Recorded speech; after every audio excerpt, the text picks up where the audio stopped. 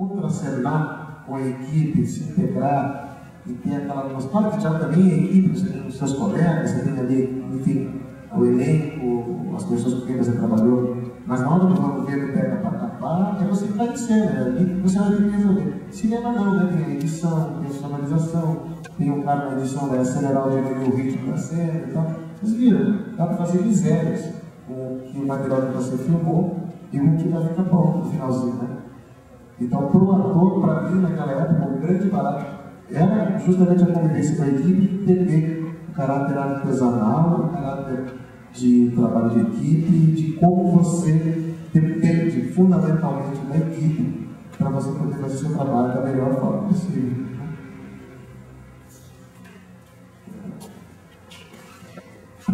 Você se sente mais à vontade, prefere o palco ou o cinema? Ou meio termo da televisão?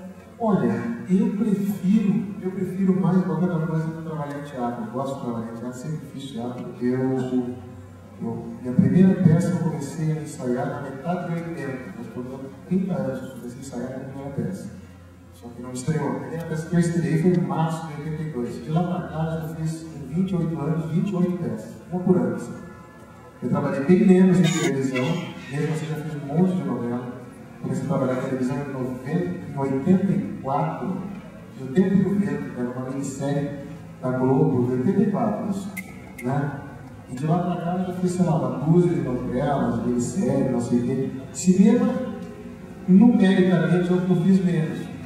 E agora, pelo prazer de fazer, eu adoro fazer, justamente transitar entre uma coisa e outra. Acho que é muito fascinante para o ator aprender a se adaptar um mecanismo de cada área. Entendeu? Uma coisa de teatro é outra, cinema da rádio é outra, publicidade é outra, mestre de cerimônia, você trabalha em aula, você trabalha um monte de coisa. Né? Sobreviver como ator no Brasil não é exatamente a coisa mais fácil do mundo. Assim. Você tem que fazer um monte de coisa para sobreviver. Mas quando você está sozinho é uma coisa, quando você tem filho, tem família, tem contas que não param de chegar no final de mês e essas contas, algumas são do colégio que você tem. Você pode ficar sem comer, seu filho não pode ficar sem comer. Né? Então, você passa a olhar para a sua profissão com outros olhos. Né? Eu tenho 2 filhos, um de 8 e um de 4. Né? Então, desde que meus filhos nasceram, eu tenho uma relação com a minha profissão ainda com mais responsabilidade do que possível, porque eu falei assim, agora os erros que eu cometer, não sou só eu que pago o pato, eles que vão pagar o pato, eles não podem pagar o pato. Então, quando eu trabalho de teatro, trabalho de cinema, trabalho de TV, faço dublagem, faço comercial de rádio, faço aula para VT, dou aula, faço mestre de cerimônia de concurso, já fiz cada coisa assim que... Tem uma época que eu estava aqui em São Paulo, depois que eu terminei o filme, antes de ir para o Rio, eu estava trabalhando em dublagem direto. Então você pegava esse filme, sei lá, eu estava dublando um filme sobre colheitadeiras agrícolas. Essa colheitadeira aqui, uma manivela, uma junta homocinética que molha o grão e não sei o que. É mal barato. Mas o que a gente tem que fazer, porque assim, nem sempre, assim como nem todas as pessoas com quem você namora são o amor da sua vida, não é por causa disso que você não vai namorar. A responsabilidade de tudo ser o máximo acaba sendo meio paralisante. E às vezes você trabalha em coisas que não são assim o tesão da sua vida, mas daí dizer que são coisas ruins são outros 500, né? Eu me divirto trabalhando, acho que existe isso, que é o mais legal. É possível se divertir, né? Mesmo se você fazendo uma coisa que você não está amarradão.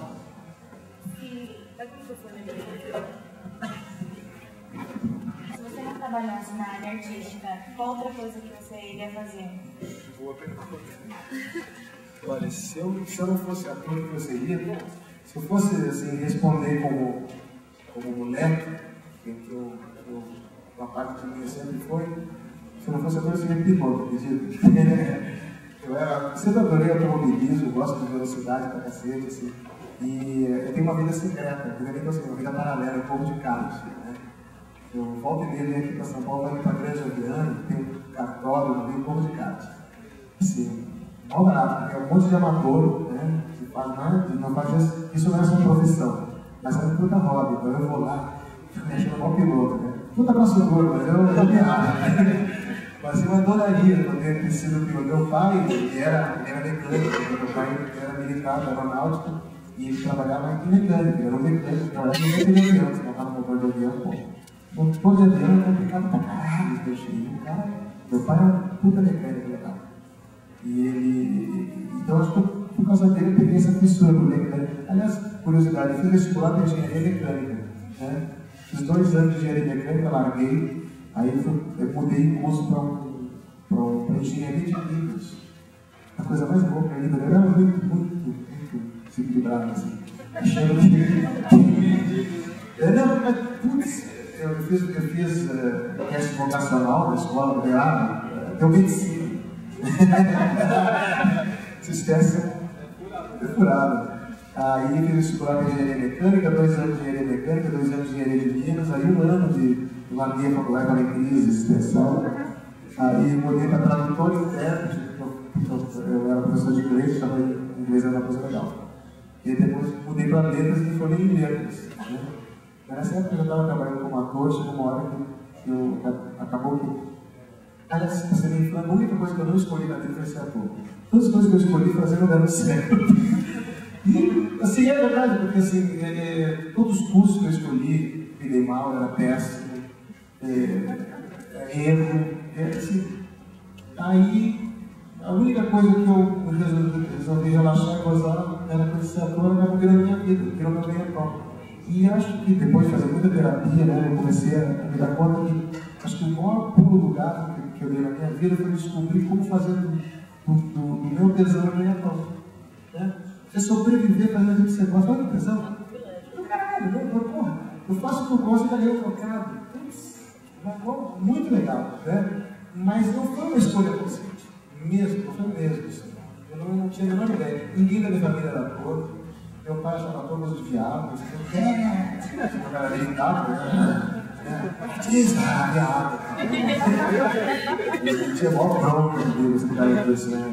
Você não vai ter nada, não sei o quê, ator, comunista, mais essa, né? Aí ele viado comunista. Então, viado comunista, então, as 2 coisas melhor ainda. E aí ele ficava putaço e tal. Até que quando eu fiz a minha primeira novela, você tava lá no ar e sempre acreditei nesse cara. Mas o legal disso foi eu me dar conta que eu podia sobreviver e até sustentar meus filhos com um trabalho que eu podia fazer. Né? Porque uma coisa, teve uma vez um diretor de teatro, um professor, ele disse uma coisa que eu achei super interessante. O ator, para estar bem, ele tem que estar se divertindo, está tendo prazer. Não pode até que esteja chorando, fazendo papel de assassino, papel de psicopata, papel de não sei o quê, mas ele tem que estar tendo prazer naquele sempre que ele está fazendo. O prazer tem que estar quando ele está contracenando. Tem um mestre de capoeira que eu tive, eu joguei 20 anos de capoeira, adoro, acho massa. E tem um mestre de capoeira mesmo que me falou uma coisa maneiríssima. Ele falou que jogo de capoeira bom não é aquele jogo que você faz para ser seguido a plateia. Jogo de capoeira bom é aquele que está contracenando com o cara. Está ali, olha para o cara, joga para ele, joga para você. Né? Tudo bem que a plateia está ali, eles estão curtindo o seu jogo, mas eles estão curtindo o seu jogo, porque o seu jogo não é um jogo exibido. Está ali se mostrando, não. Joga com o cara. Se você estiver curtindo o jogo com o cara, contracenando com o cara, vai ser bonito para a plateia. Se você estiver se exibindo, a plateia vai achar você um bode. Chato. Né? É que nem namorar. Tem gente que quando está namorando com alguém, não está contracenando com a pessoa, né? Tem que estar com mulher e fica se olhando no espelho, não? Mas tem mulher que está usando o outro, né?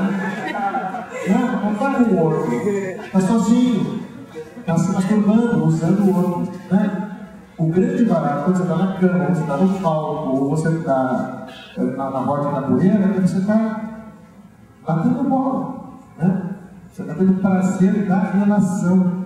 Claro que é legal você estar no palco e ver a plateia aplaudindo. Pô, uma aplauso é muito legal. É muito legal, não é um dó, porque as pessoas têm carinho por você. Mas você vai perguntar quando é que é o meu tesão? É quando eu estou aqui em cima trabalhando. Quando eu estou aqui com o meu colega batendo bola. Aquilo é legal. Você